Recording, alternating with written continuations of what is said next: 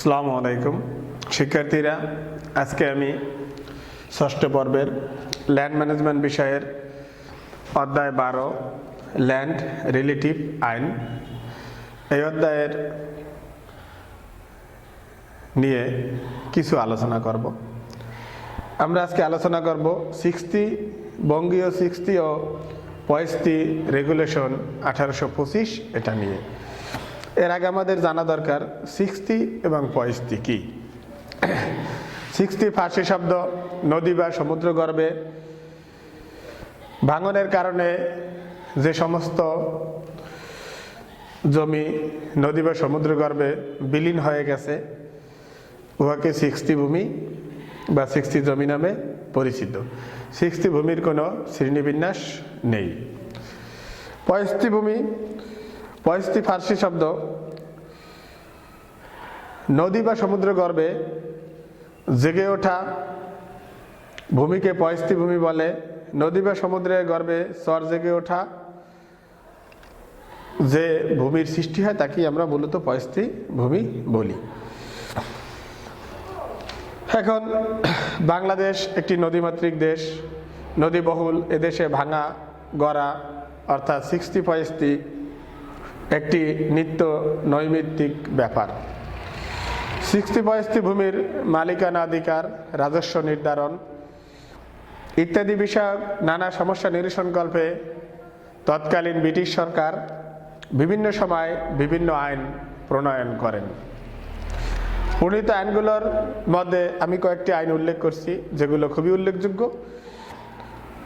বঙ্গীয় 60-65 রেগুলেশন 1825, বঙ্গীয় 60-65 আইন 1847, আইন নং 9/1847, বঙ্গীয় 65 ভূমি বন্দোবস্ত আইন 1858, আইন নং 31/1858, বঙ্গীয় 65 আইন সংযোজন 1868, আইন নং 8/1868, বঙ্গীয় 65 ভূমি আইন 1920, আইন নং 5/1920 ইংরেজি।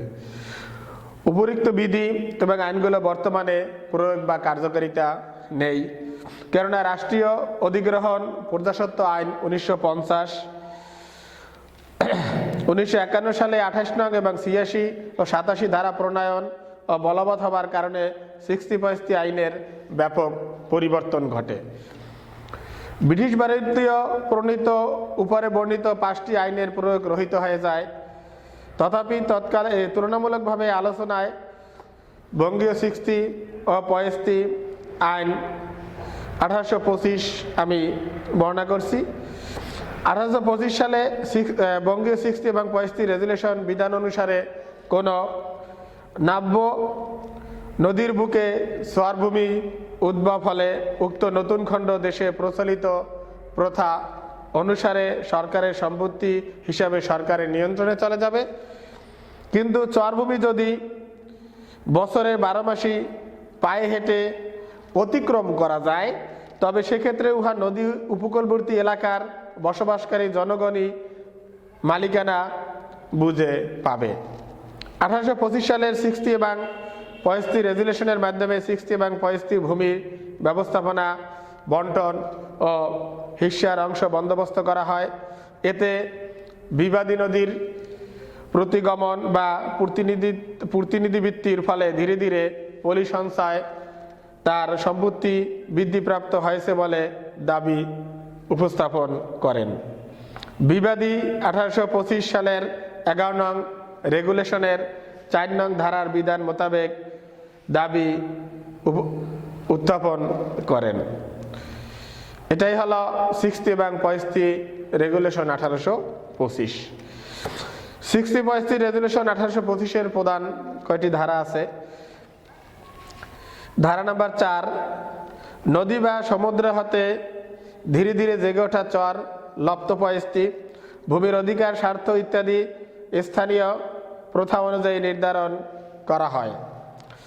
স্থানীয়ভাবে ধারা 4 এর ক, স্থানীয়ভাবে প্রতিষ্ঠিত কোনো প্রকার প্রচলন না থাকলে জেগে ওঠা চর ভূমি সংলগ্ন জোতের মালিকের ভূমির পরিবৃদ্ধি হিসাবে বিবেচনা হবে।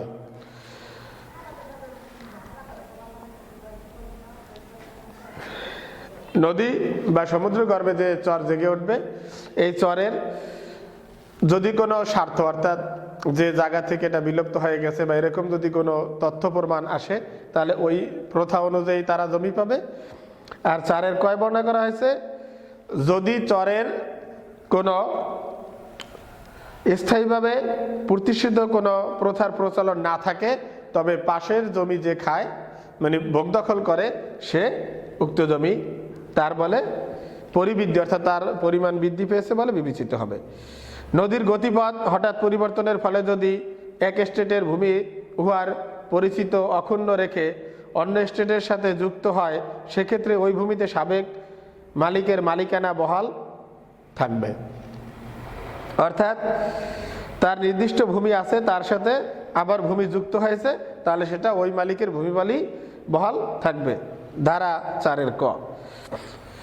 নাব্য নদীর মধ্যস্থলে জেগে ওঠা চরভূমিতে নদীর যে কোনো তীর থেকে পায়ে হেঁটে গমনযোগ্য না হলে ওই ভূমিতে সরকারের অধিকার সংরক্ষিত ছিল। ধারা 4 ক।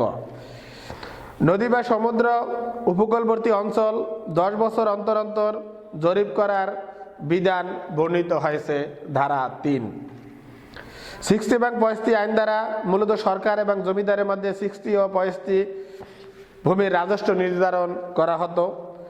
60 ভূমির জন্য জমিদার সরকারকে দেয়া রাজস্ব হারাহারিভাবে মিনহা পেতেন। ধারা 5। 60 এবং 65 সহস্থল হলে সাবেক জমিদার 65 অংশের রাজস্ব প্রদানের শর্তে দখল গ্রহণ করতে পারবেন। ধারা 5 ক। এই আইনের বলে গৃহীত সরকারের কোনো কার্যক্রমের বিরুদ্ধে আদালতে আশ্রয় গ্রহণ করা যাবে না। ধারা 9।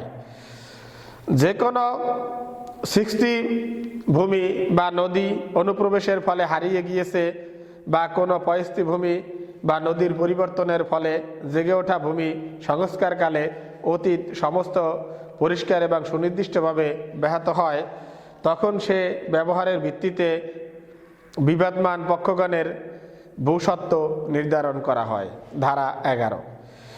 এদেশে নদী এক পার বা তীর ক্রমশ ভাঙে, দুর্যোগ অথবা অন্য কোনো কারণে অপর পার ভরাট হয়। কিন্তু অবস্থা যদি এমন হয় যে হঠাৎ কোনো প্রাকৃতিক দুর্যোগ অথবা অন্য কোনো কারণে নদীর গতি স্থান পরিবর্তন হয়, পূর্ব পারের জমি পশ্চিম পারে, অথচ স্বস্থানের ভাঙার 30 বছরের মধ্যে পূর্ণ উদ্ভব ঘটেছে, তবে ওই জমির উপর রিফরমেশন ইন সিতু নীতি প্রযোজ্য হবে।